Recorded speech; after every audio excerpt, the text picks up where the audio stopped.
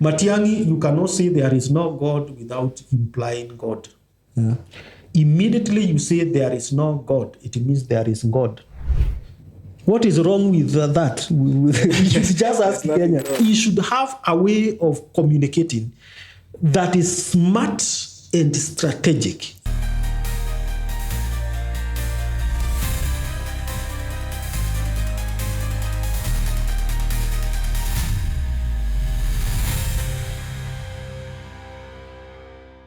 Welcome to the Political Oracle, a segment of the Talk Chat podcast. My name is Michael Iganjo, and with me is Dr. Michael Ndonye. Karibu sana daktari. Asante. And today we are discussing about Fred Matiang'i. Can Kenya be fixed by leadership alone? Mm-hmm. So in a recent interview, Matiang'i emphasized that Kenyans' problem are not about budget and resources, but about trust and management decision. Thank you, Michael. I think we have had a similar discussion about Maraga. Yeah, sure. You remember Maraga was also reducing Kenya's problem into the problem of law. Yeah. And the same thing now, Matiang'i is saying, Kenya's problem is not about budgets and resources, but about trust and management decisions. Of course, we are coming from a position where we also have been discussing Matiang'i as a manager rather than a politician. Yeah. Remember we said Matiang'i is not so much of a politician. He is so much of a manager. And the question would be, do we need a manager politician? And when I ask that question, I'm talking about a manager par excellence. Because for Matiang'i to be president, and I have to repeat to him again, he needs to be both a manager to a politician. And for you to end up as president, you must begin as a politician, because a political stance is the highway to State House. Yeah, sure. But leadership ability is not a highway to State House. You have to be politician first, then president, then manager. Yeah. But you cannot begin by talking about management of decisions. It will not work. I'm not pessimistic, but I listened to Matiang'i at this interview. He is still building, and he needs to build quickly to be a politician. He needs to build quickly and realize you cannot pinpoint Kenya's problem when you are outside. Yeah. You can't. So you need to ask people, what is your problem? And people will tell him, our problem is high cost of living. Our problem is that some few hours ago, as I speak, petrol went up by around 8 shillings. Yeah. And when petrol and other fuels go up, what happens to the common mwananchi? Our buying power drops down because we have to give more money to pay a matatu person. We need to pay more money to the mama boga. We need to pay more money to mama ntilie. We need to pay more money to the piki person. Those structures that operate at the lowest level, they are actually affected, all of them, by increase of fuel. So what is happening? The problem of Kenya, Matiang'i, you are looking at it at macro level.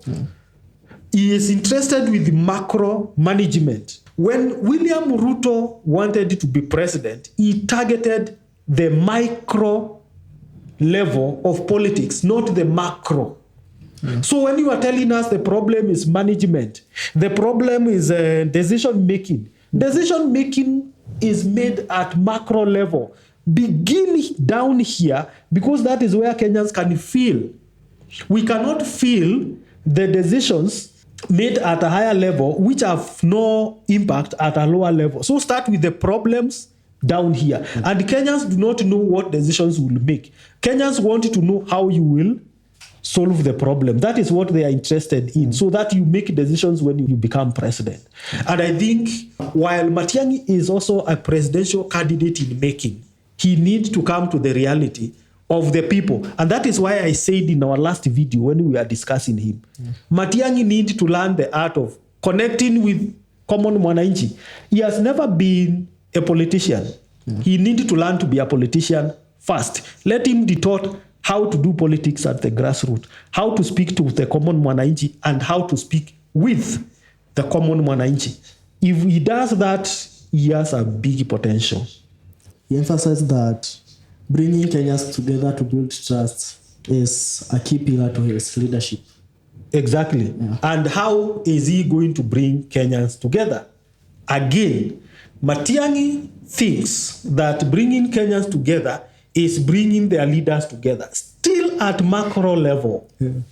He thinks that bringing Kenyans together is having Rigathi Gachagua with him, Kalonzo Musyoka with him, and that conclave that they are formed, and they are calling it opposition.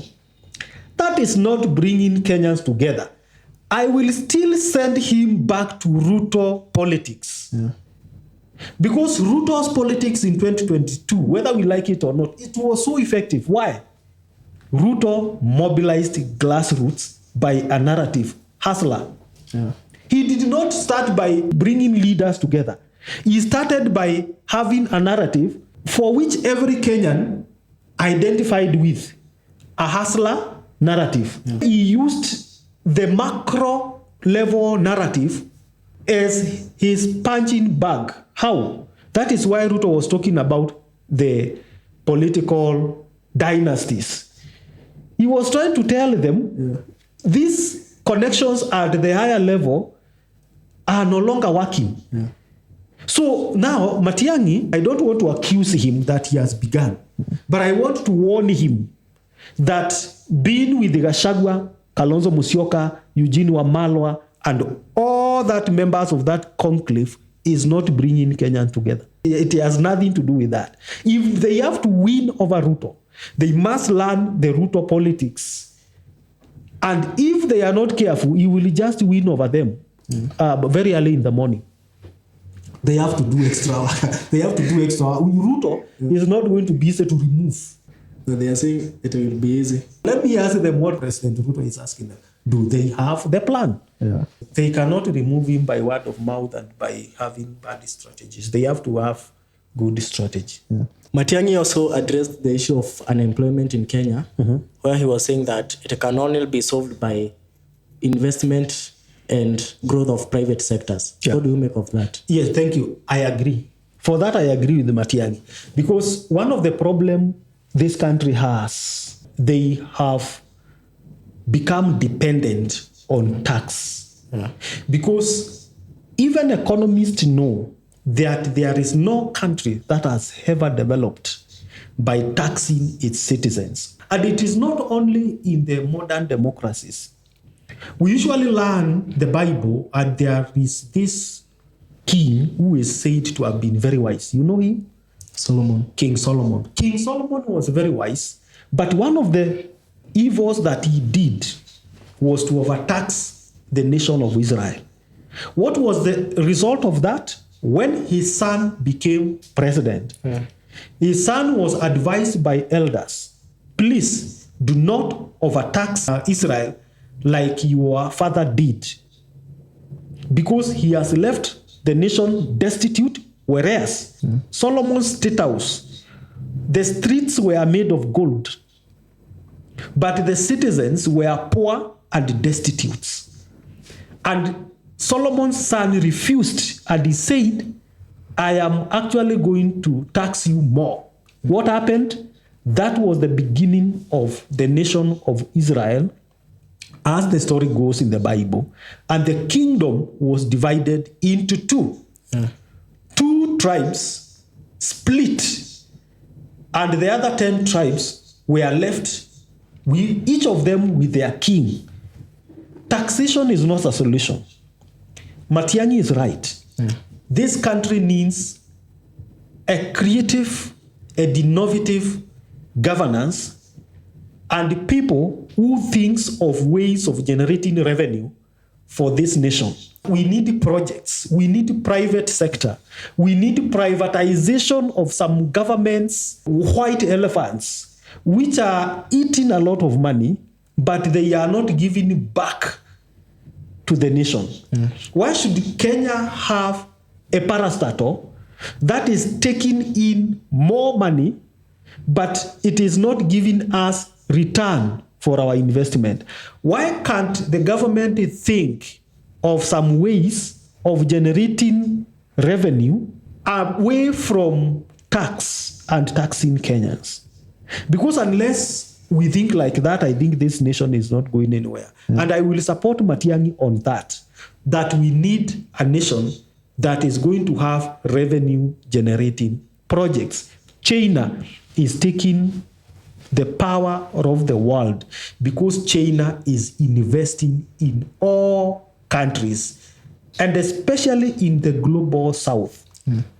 China is investing in loaning these nations.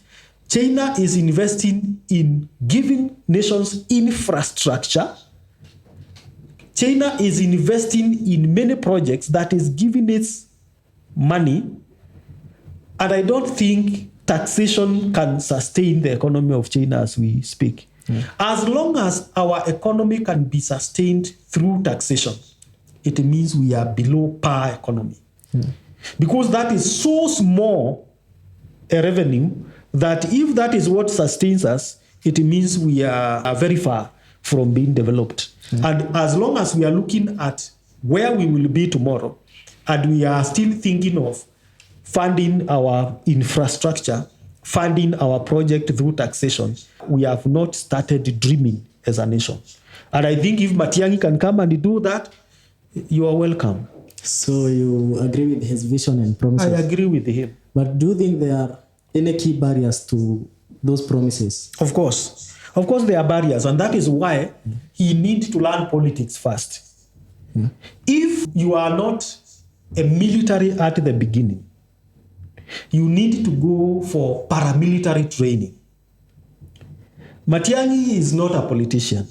Matiang'i needs to go for a para-political training. He needs to sit down and understand how politics is played, how politics functions, the nature of politics, the norms of politics. Okay, if he does that, that is the fuel that will propel him to presidency. But as long as we are not seeing him do that, he will have good dreams. A good dreamer, a good person, a good leader who will never be president. And I'm challenging him every day. Matiang'i has to measure up to the political acumen of Kenya, because the people he is with, they will play him. They are politicians. They will sap his political possibilities. They will lie to him that we will support you. You don't need a political party. You don't need to have this. At the end of it, he will end up back to Bomachoge, or where he comes from. So it's a challenge, Bwana Matiang'i. So do you think his language will resonate with Kenyans or the common mwananchi come 2027? Matiang'i's language has not yet resonated with Kenyans. He's resonating with the elites. He has not yet spoken to Mama Mboga. They are so much willing, they are listening to him. That is why Kenyans welcomed him when he came here from the United States. They were very hopeful of him. But he has not yet spoken their language. Actually, it is Kenyans speaking to him. And once they realize he is not speaking their language, he is not speaking to them, they will abandon him. He has not spoken to Kenyans. He also said that he is not Uhuru's project as many had thought. Why is he denying? Matiang'i, you cannot say there is no God without implying God. Immediately you say there is no God, it means there is God. God does not exist if he was not there. There is no way Uhuru can exist in your speech if he is not there. So if you say I'm not a Uhuru project, what that means is that he is trying to contradict a truth which is speaking from inside him. The reason why people are saying he is Uhuru's project, he should just keep quiet. He should not even speak about Uhuru. The more he speaks about Uhuru, the more it becomes a reality and a truth that he is Uhuru's project. What is wrong with that? You should just ask Kenya. Wrong. You should learn the language of politics. You should ask us, what is wrong with being a project? Yes, of Uhuru. And are you seeing Uhuru around? So you should have a way of communicating that is smart and strategic. But Kenya's problem is not Uhuru Kenyatta. Sure. Kenya's problem is high cost of living. So he needs to learn political communication to answer some of these questions in a strategic way without running away and without tying himself. So what did he say? That he is not Uhuru's project. This is a denial. In politics, you don't deny. You don't deny. You learn how to circumvent and answer questions in a better way. Kenya's problem is not Uhuru Kenyatta. Kenya's problem is high cost of living. Yeah. Thank you so much, Daktari, for your time. We have come to the end of our session, and until we meet next time, bye-bye.